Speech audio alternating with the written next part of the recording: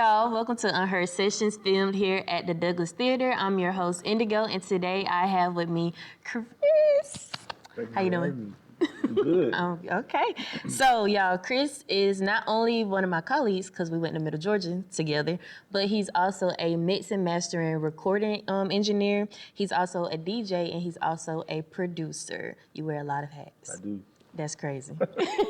So before we get into the interview, we're going to play a little game just to loosen up. So can I have the boards, please? So the name of this game is This or That. Very common game. So we're going to do producer style since you're a producer. Okay. So I'm going to give you two names, and then you just put whatever person you prefer or their work, we'll say it that way. And then you can tell me, like, what's your favorite song that they've produced. We'll do that, too. All right. Okay, you ready? All right, so the first one, this one is hard. Jermaine Dupri or Brian Michael Cox? So I just put their name? Yeah, whoever you prefer. All right, you ready? Yeah. 1, 2, 3. JD? JD. Okay. That's cool. JD is actually my favorite producer. Yeah. He is. Okay, so Quincy Jones or Teddy Riley? I don't know. Let me cheat off your board. I don't know. Let's see. I don't know. Okay, you ready? 1, 2, 3. I'm gonna go with Q. Yeah. Okay. We were okay. All right. This one is kind of hard. All right. Dr. Dre or Kanye West? Oh man.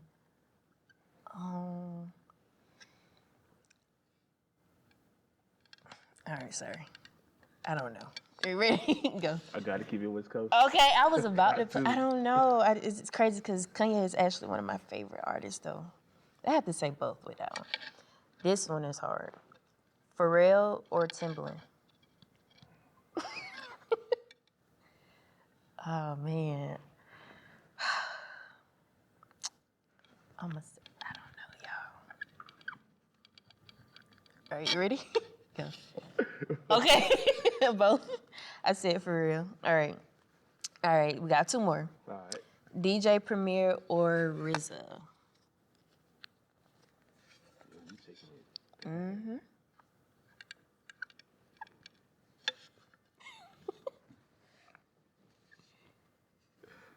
You ready?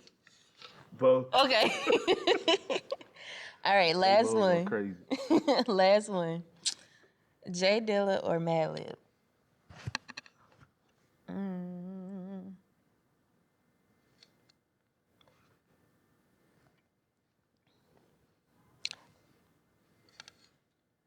I don't know.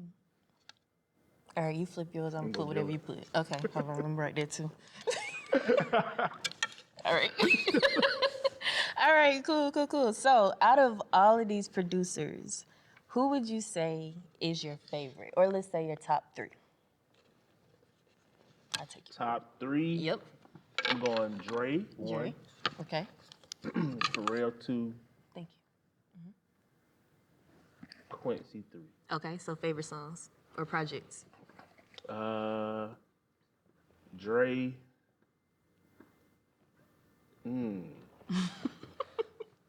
So with Dre, I go anything on the Chronic. Okay. Anything on the Chronic. Pharrell. That's a hard one. It is. That's a real hard one. I'm gonna go back to when we were young. I'm gonna go back grinding. Okay. With the Clips. That's a classic. That's a classic. And Quincy, anything with Michael Jackson. Oh, for sure. Anything Michael Jackson. Okay, so who do you think influenced today's sound more out of all of them? Out of those 3? It's a mixture. Okay. Because, Quincy brought everything, especially with jazz influence, and that trickled over into the sampling world.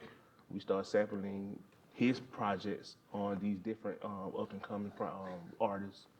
So I say Quincy, most definitely, especially with the sampling world we got. Yeah. Because Dre sampled a lot of stuff. Pharrell, of course.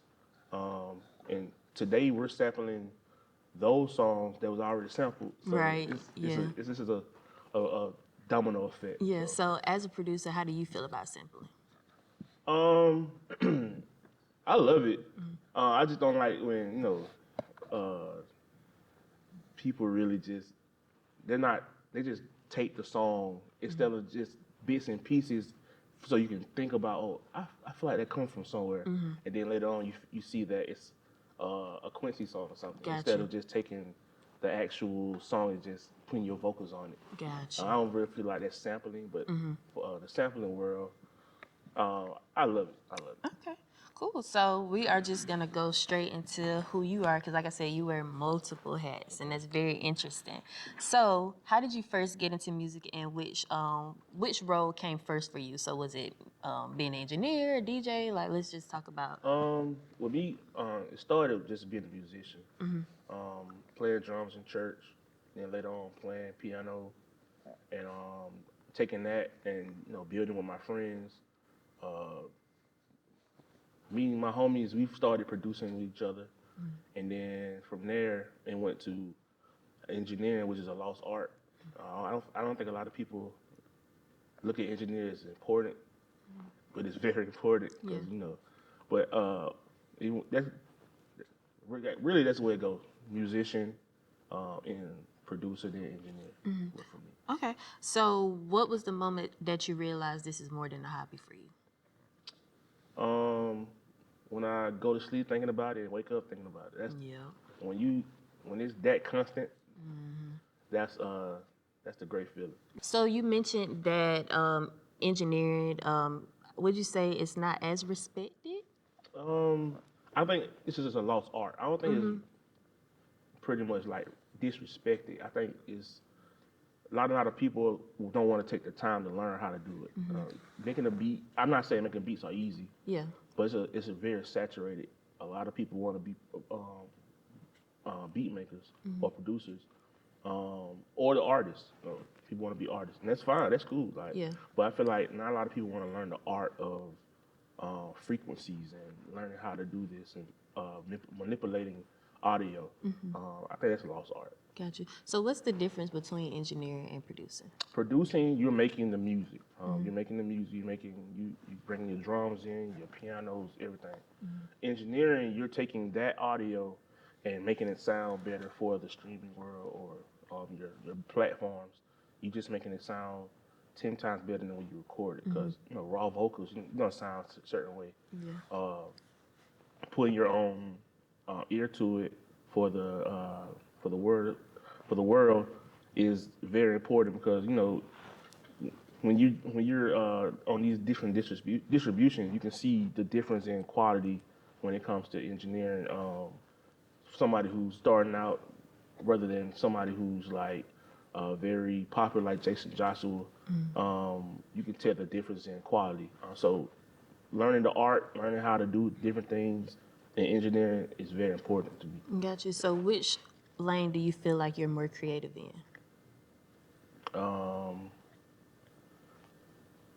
Engineering, because you can do different things. You can really just go back and go in your bag and really like put yourself into that. Not engineering and producing. Producing, I feel like you do the same thing, but when it comes to working with an artist, they might have a different vision than what you already produced.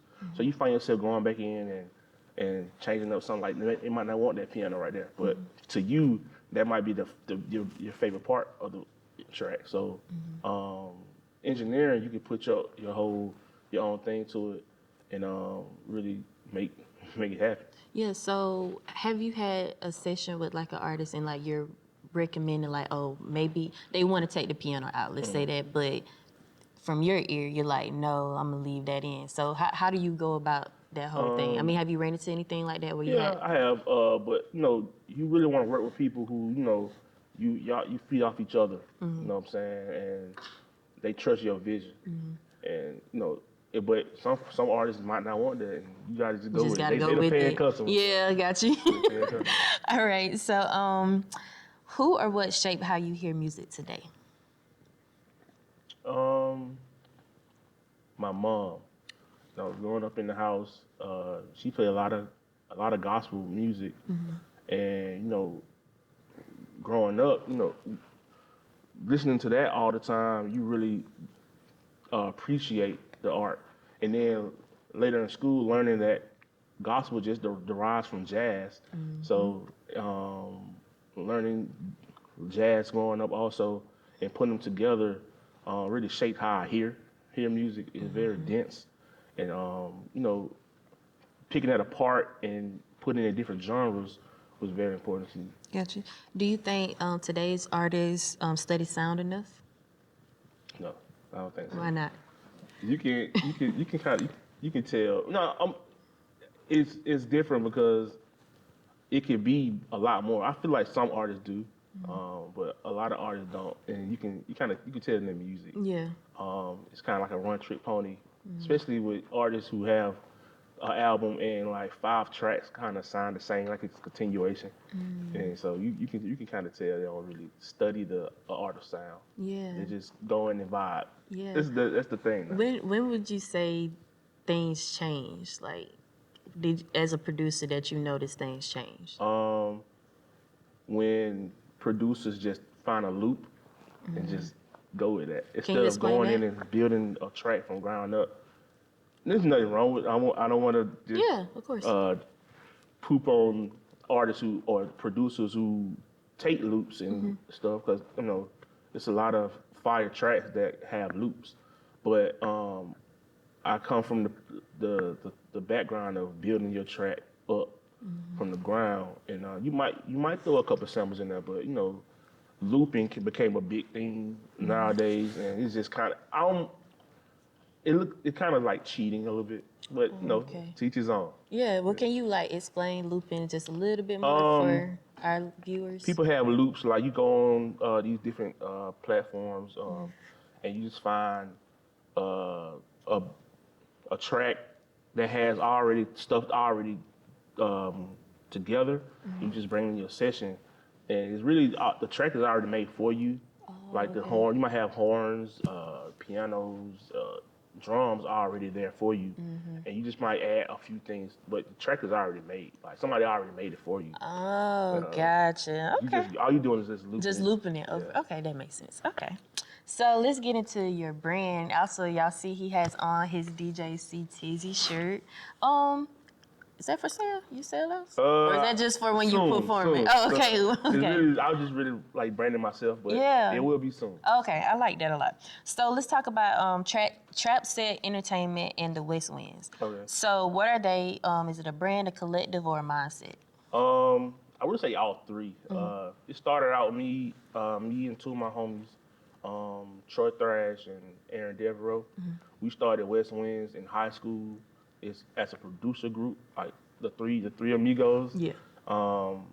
We started that, and we started building and networking with other people, and then we came across different artists and other producers, and that's how we started Trapset Entertainment, where we have independent artists, other producers, and engineers all in house. So we just went from West Winds, network, build Trapset, and now. That's amazing. How did y'all come up with the names? So with the West Winds, it's spelled with a Z. We all played cymbals in high school, okay. and you know Zildjian is a cymbal company that we like, and we come from the West. We went to West Side, so that was just a thought out thing. Yeah. Then we went to Trapset. You know, all of us being in a band, people think when you think of Trapset, you think of like the hood or something. But we took it as the old saying of a drum set back in the days in the 60s, 70s was called a trap set. Oh. So a lot of people don't know that. Okay, I like so that. that's where we kind of got that from. Gotcha. Okay. So what kind of artists align best with Trapset and the West Winds? It's very, very, very diverse. Okay. You might have artists that remind you of Ghana, and you might have artists that remind you of Ari Lennox. Some remind you of Kendrick. So it's very diverse. Yeah. And that's what we're looking for. We don't want to be like a company where it's just you come for that specific purpose. We want to have variety, so that's what we were looking for. And so do you see it becoming bigger than what it is Oh, now? for sure. Yeah. Sure. Okay. For sure. We're still working, still grinding every day. The text threads are booming. Yeah. Trying to find ideas, bounce ideas. What's the next thing we want to do? And looking good. It's cool. I'm looking forward to it. I do want to talk about studio sessions. So, who has been your favorite artist, independent, that you've worked with, and why? I gotta say, my boy Jarvis. I figured you would say that. Yeah, that's my boy. He's very thought out. Like, he one of the best lyricists I know personally. Anytime he send me something to work on, I'm hyped. And so when he get in there, it's flow like butter. You know? Yeah. And he's always surprising me with the next thing he's gonna say. Like, I told him one time, like, man, what else there to say? You don't say it all. He just the next thing, come out. And so I gotta say Jarvis. That's sure. cool. I like Jarvis that. Von Trail. Yeah. So, any funny studio sessions that you've been in? Funny? Yeah. It was one time we was in a studio in Atlanta, and it was very late. Yeah. It was probably like 2 a.m, and one of the artists was supposed to feature on one of these songs. I ain't gonna say their name, Yeah, but of course. they fell asleep, and we were trying to wake them up. Like, hey man, you gotta drop your verse. Yeah. And they got up and fumbled over everything. Oh Lord. And I think they broke something. Had to pay for it. Oh yeah, I'm about to say that. Yeah, so that was pretty funny to me. That's crazy. So, what's something do you think artists don't realize or understand about the studio life? Like, Come prepared. Okay. Prepared. There's been so many times artists come and they don't really have anything to present or go off of. Now I understand when you want to come in the studio and create, but for the most time, like they say they want to just come in and record, and you don't really have nothing to record. Got you. And it's not frustrating. It's just that's your time you're paying for. So Yeah. that's the only thing really prepared. So, how can you advise the artists to come to the studio prepared? What do they need? Have a vision. Have a vision of what you want to do, how you want to execute it.